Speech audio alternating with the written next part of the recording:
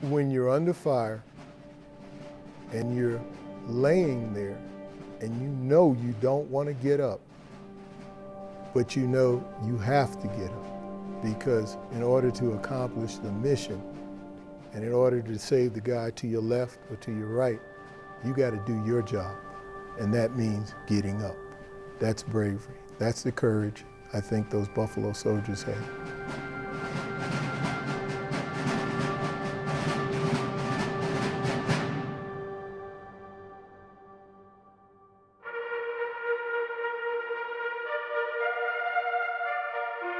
The Native Americans found that if outnumbered, we would not leave the battlefield. We would stand and fight. And that represented to them the very most ferocious animal in their life, a wounded buffalo. And it was that correlation that brought about the naming of us as the Buffalo Soldiers.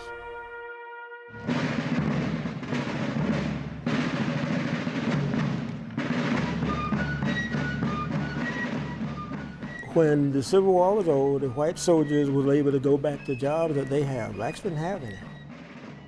So Congress created 10 units, and 6 of them was black. And they sent them out here, because wasn't a whole lot out here at that time, except fights between people next door.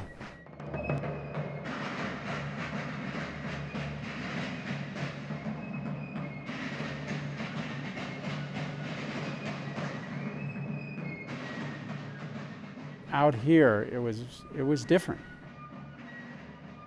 And the hardships these men were confronted with brought a new level of understanding and appreciation for what these people had done. They served under the very worst conditions. They had one of the largest areas to cover in the United States, and they had to ride horses. People say they did 90 miles a day out in the field. They didn't ride all that time. They walked a whole lot of it, because it was bad on your sit-down to be in a saddle that long. They gave them horses that they was probably getting ready to kill, but they made the most out of it.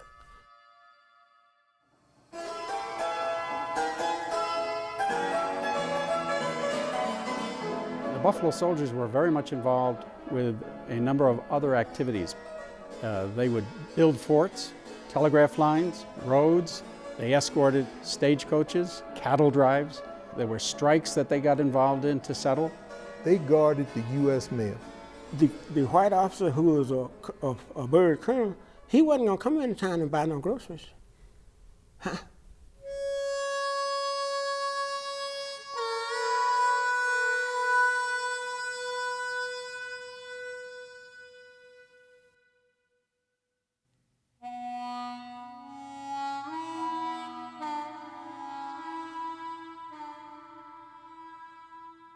The other issue that we confronted constantly were when, in fact, we went into towns.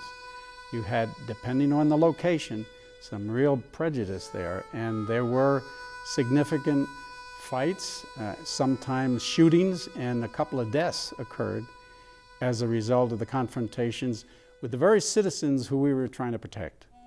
They didn't want to be told what to do by anybody that was black. Simple as that. For the black soldier, it was really hard. So they had to defend themselves. And the way they sometimes chose to defend themselves, especially if one of their own may have been thrown in jail and beaten up or whatever, they would come from the post with their carbines and their pistols and get in a confrontation with the local townspeople. At the same time, that prejudice and discrimination could bond them together, and they would depend upon each other even more so.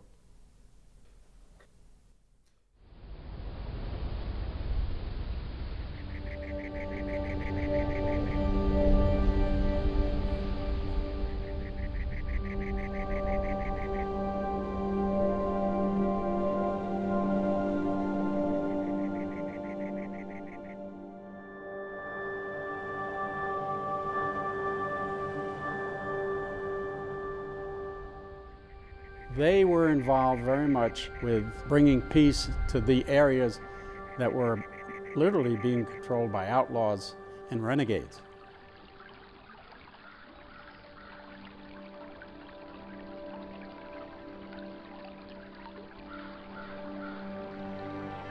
Well, Victorio was an Apache war chief.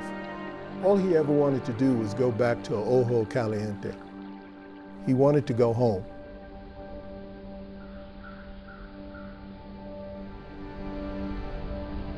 So Victorio and his band began to raid against the miners, against farms, against ranchers.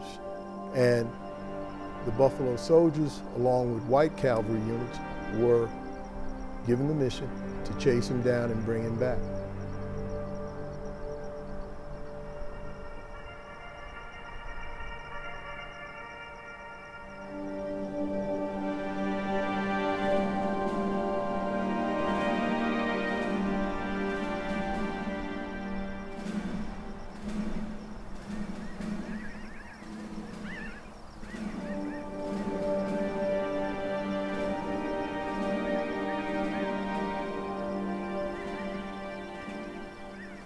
We were involved with a pitch battle with the Apaches.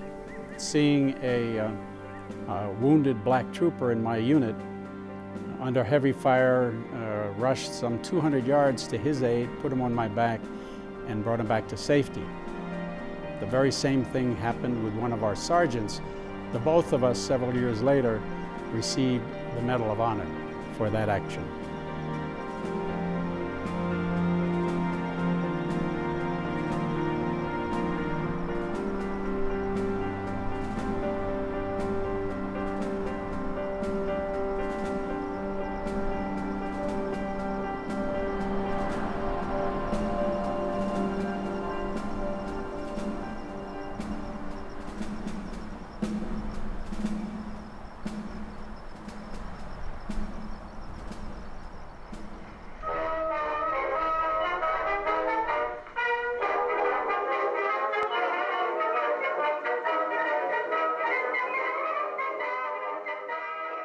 They hadn't been stationed out here and served out here, New Mexico might have become a state, but it was going to be a long time later.